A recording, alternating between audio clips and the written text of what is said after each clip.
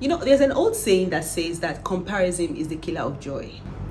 It's very easy to say, it's very easy to just blurt out any proverb or any adage. But in reality, it will hit you. Listen, it always hits you. When you look around you and you see your peers doing so well, when you look around you and you see people that you grew up with doing so well, when you look around you, especially now that, social media, a lot of us live and sleep on social media, it's not difficult to see someone that you know or someone who you've been acquainted with in the past, to see their progress. Some people just go from 0 to like 1,000. And then you're sitting in your little corner and you're asking yourself, what have I been doing with my life? Like, what am I doing wrong? Why am I not applying the things that I'm supposed to apply? Am I doing them wrongly? This job, is it really suited for me? This business, why is it not moving? Why am I not able to pay this bill or pay that bill? Why am I not able to drive that car or, be able to wear the kind of clothes that those people are wearing? It's really very easy to compare yourself. It's really just easy to put yourself to trial because everybody around you may be doing better than you do. And to be very honest, it is very human. If you ever find yourself thinking that way, you are very much human. And there's nothing wrong with it, if I'm being very honest with you. However, let's analyze it together. Let's talk about it together. While we were growing up, especially for those of us that went to boarding school, my dad had a Toyota car. I grew up in a middle class family. We were comfortable, we were eating well, we were clothing well. There was no issues with paying our school fees. My dad was a trader, like a businessman. My mom was also a businesswoman. She had her own shop and my dad had his own shop. And they were both doing, averagely well. And so I didn't have any reason to lack anything per se, within my horizon at the time. I got into the boarding school and you mix with other people, you mix with children from different backgrounds. Now, during the visiting days, it would always amaze me because my dad would drive in his Toyota car and he'll come to the school, with my food and my beverages and everything. And it's always really amazing. I'm always really happy to see them. However, there are still parents of my classmates. There's a particular girl, actually, I'm just going to use her as an example in reference to what I'm saying. Her dad comes with a prodigy and escorts to the school, and there are lots of kids that were doing well. Their parents will come like Range Rovers and like different kinds of, SUVs.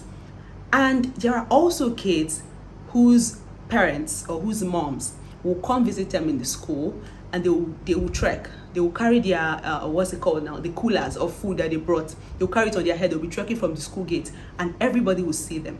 But the bottom line is that all of us were focused on one thing, which is that we were excited to see our parents, as to whether they are trekking, as to whether they are driving an SUV, as to whether they are driving a saloon car, like a decent Toyota saloon car. It didn't matter. What mattered was that all of us were excited to see our parents. All of us were looking forward to the visiting days to reconnect with our parents, and that was all that mattered. There was nothing like, this person is coming, being ashamed of your parents or anything. Nothing. Fast forward to after secondary school, a lot of us, dispersed into different directions. Some people went into the uni, some people stayed at home, some people went to learn whatever skill that they went to learn. And then fast forward again to like 6, 7, 8 years later. Myself, who is from a middle class family, very average and modest living, I got into the university. Now, a lot of us got into the university as well. Then those elite kids, a lot of them traveled abroad. A lot of them, got into private schools, because their parents could afford that. So I'm sitting in my corner and then I'm asking myself, per adventure, I didn't know some of those my classmates. Let's assume I didn't know them. Like I've never met them before. We only met on social media. I open my app, my Instagram app, and I see this beautiful girl. She's wearing like a bone straight wig, or she's wearing like a very luxurious wig, and she's dressed very amazing, like decently, and she's flaunting wealth. Maybe she's jumping from one private jet to the other, or she's somewhere in Europe touring. And then me, myself, I will sit in my quiet corner and I'll be comparing myself to her. assuming, peradventure, I didn't know any of those my classmates, to know that they are actually from very wealthy backgrounds. And then I open social media and I put myself under a lot of pressure because I see people that I assume are within the same age bracket with me, and they are flying to different countries in Europe and America. They are living very luxurious lives, but I'm just here trying to manage my life, still trying to build a life for myself, still struggling day in, day out. And then I'll sit down and start feeling bad about myself. That is what comparison does to you. That is exactly what happens when you compare yourself to others. Because I've just come to realize that life can never, ever be equal for every single person. Some people have been disadvantaged from birth. Some people found grace on their way. There's some people who are still suffering, they're still struggling, regardless of how much effort they put into it. But I think that the bottom line is that once you put yourself on trial and continue to compare yourself to other people, you find out that you limit your vision for growth, because you are going to find yourself, you start stifling your mind. And once that happens, every other thing goes down the drain. I'm giving this example because a lot of the times I still sit back and I see those my classmates who are from elite parents and they're living really well. Now, trust me, I've never felt bad because those people are doing so well, because I know that they are privileged, and it's amazing. Like, it's a blessing to be from privileged homes where your parents can lend you a helping hand, where your parents can skyrocket you to the next level in life. However, it's not the case for every single person. Definitely not the case for me, because everything that I have, everything that I've ever owned, I worked so hard for it.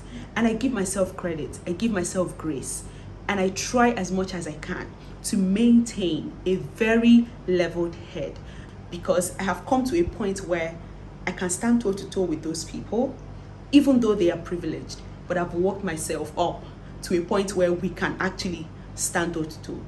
And that is what me not ever comparing myself to them has done for me. When I see them, I respect them for the privilege that they have. A lot of them are still hustling, even though they are privileged, and that is something that is very inspiring for me. But a lot of people put pressure on themselves without actually knowing the history of the other person. If you are putting in effort, every single day you wake up, you do something amazing. Every single day you wake up, you strive to succeed. That is enough. Appreciating what you're doing, appreciating your journey, going through it, it doesn't make you any less than, to be very honest. What it does is it strengthens you. And I know that a lot of people will say, oh, but it's particularly hard for me. I understand. There are some people that it's particularly hard for. But what you can do, I mean, that's a whole different topic on its own, is we talk about strategy. What do I do to improve my life? What strategies do I need to implement to improve my life? Because trust me, there are things that you can do to actually change the trajectory of your life. But the point of this video is never ever put yourself in a position where you have to compare yourself to other people. Personally, there was a time I started feeling a little pressure, because I look around and I see people doing so well. What I did was I unfollowed everybody that was giving me that kind of headache. I unfollowed them across all social media platforms. I cleared my social media. When I scroll, I don't want to see anybody that will make me feel a certain kind of way. And I did that to protect my peace, especially people that I know. I keep in touch with them, but I wanted to make sure that any social media platform where they might be exhibiting what they have, that I don't follow them on it, just so I can be able to recollect myself and just focus on my journey. And it really helped me. And I got to a point where I can never feel a certain kind of way, regardless of what you have. I know I have something that I'm also proud of, So I got to that point, and then I followed everybody back. And that is what has helped me. So let this video be a reminder that comparison is still the killer of joy. You don't have any reason, any business comparing yourself to another person. Your journey is unique. Your story is unique. Your experience is unique. Whatever it is that you're facing in life, there is no other person facing it. Like, everybody is on a unique journey. Yes, we might have similar life experiences, but it can never ever be the same. It's the same way siblings that are born to a parent, they have different experiences. They grew up in the same household. They were born by the same parents. But if you tell them to give you a recount of how their childhood was, they will tell you completely different things, because everybody is seeing life through the perspective of their lens. And that is one thing you should understand. As to whether life is treating you well or life is being particularly hard for you, the essence of life is that you wake up every day and you show up. That is the essence of life. You wake up every day and you show up, and that is all that should matter to you. Appreciate what you have. Be grateful for your journey. If you look back and look forward to where you are right now, you just appreciate the journey, how much you've grown, how much you've learned. It must not translate to financial glory. It mustn't translate to financial glory. But the essence is that you're growing. The essence is that you're learning. The essence is that you are meeting people, and the essence is that you are appreciating life as you journey through it. And to be very honest, once you maintain that kind of mindset and eliminate any kind of comparison, any kind of competition, because everything is self-imposed pressure, self-imposed competition. Once you eliminate all of that out of your way, you would have a clearer mind. You'll be able to strategize better. You'll be able to focus on your lane, knowing that, this journey is for me and for me alone. So that is the point I'm trying to make in this video. And I just hope that somehow, some way, this has inspired somebody to actually try to focus more on themselves and not ever try to compare themselves to somebody else.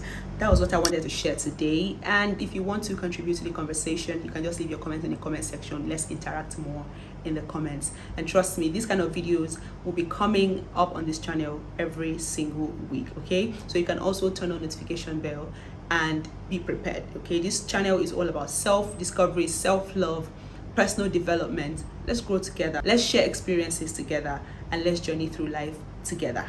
All right? See you at the next one. Bye.